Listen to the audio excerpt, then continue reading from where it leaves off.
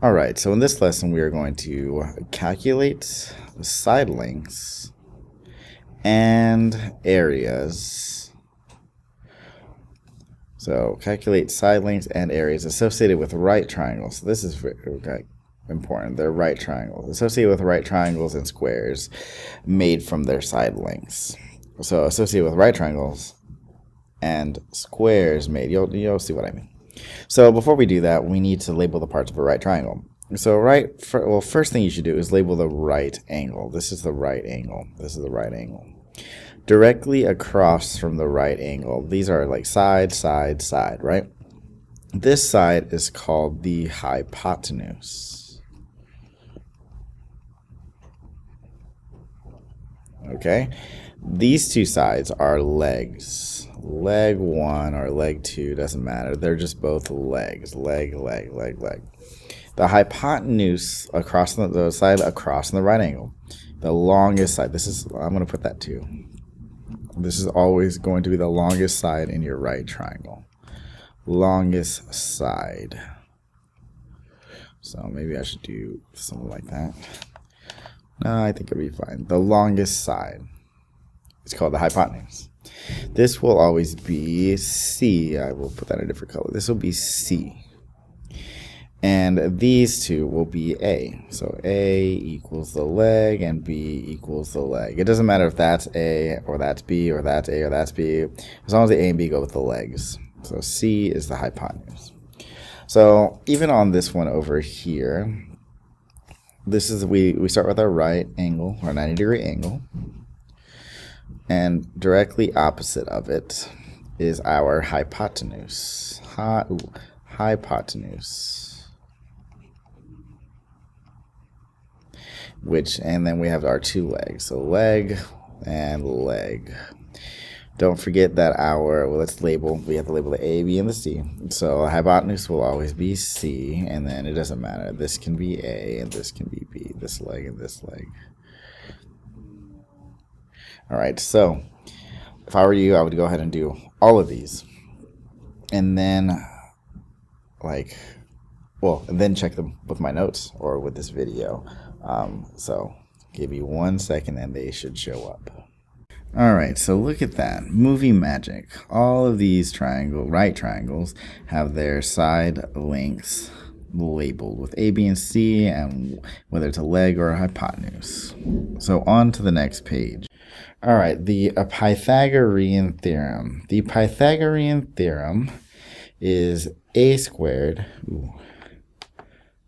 I'm going to write like this. A squared and then plus B squared. And we will get C squared. But what does that mean? A squared plus B squared equals C squared. Well, let's work on this. Let me show you. We have a right triangle. I can write that a little bit better. So this would be C. This will be A. Remember, A and B are like interchangeable, right? As far as which one's a leg, it doesn't matter whether this is A or this is A right here. And then we have B. So I'm going to give, I should put like that. Okay. So if A is too long, then it's too long. Like, you know what I mean? Like A can be too long and A can be too short. B can be too long and B can be too short. Like if you make B super like longer here, then it just wouldn't fit. Same with C. So A, B, and C can't be any numbers. A, B, and C cannot be any numbers. I'm going to show you, but they can be certain numbers. So I'm going to give you some numbers that work. A will be 3 units long. B will be 4 units long. And C will be 5 units long. These are the perfect length to make a right triangle. I'm going to show you what sense this makes, okay? So you see this side right here, this leg, I'm going to use it to make a square. Oops. Can do a little better. Square here, square here, square here. or side, side, side. So I want to make a square here. Ooh, what was that? Okay, square here. I mean side here, it makes a square. It looks kind of rectangular. Maybe I could do a little better. Okay, and I'm gonna do my best to make a square with this side length right here. See, oops, already messing up. So maybe like that, like that, like that. I almost did it, ish. Okay. So if this side length is 3 and this is a square, so this is 3 units long, this will be 3, this will be 3. Same with this. So if this length is 4, this will be 4 units, this will be 4 units, this will be 4 units. And for this square right here, if that side length is 5, that means each side length is 5 units. So I'm going to show you something. So 3. So that means it's like 3 units long, right? So you can see 1, 2, 3. Okay. You can see that it's 3 units long. I'm going to do the same thing here. Right? So if I do this, we can see the area. The area of this square is 9, right? Let's do the same thing with the 4. So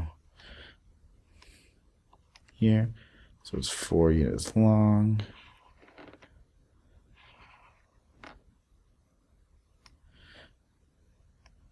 And then we'll do it here.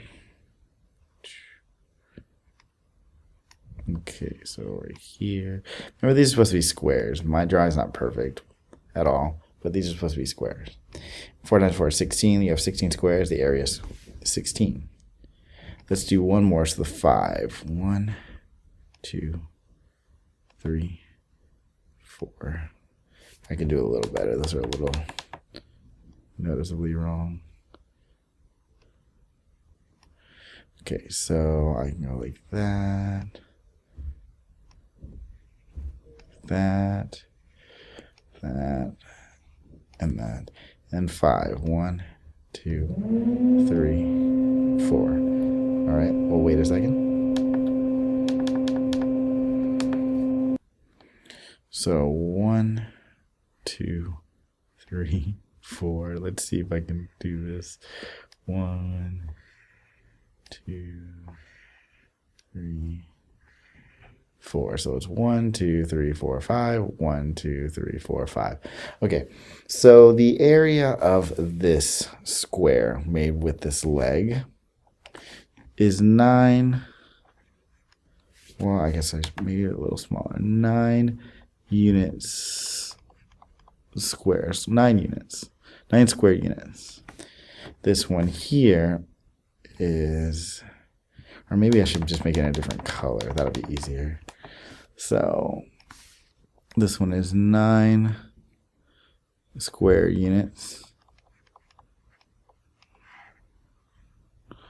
This one is 16 square units. And this one is 25 square units. So if you notice, this leg, this square from the leg will equal the 25. So 9 plus 16 is 25. So if you add the a squared 3 times 3, if you do 3 times 3 and you add 4 times 4, you get 5 times 5. So what is true for the areas of squares made by each side? So if you add the areas,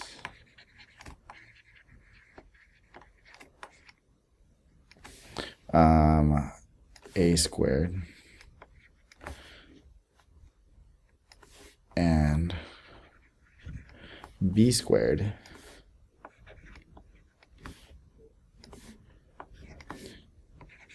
you get the area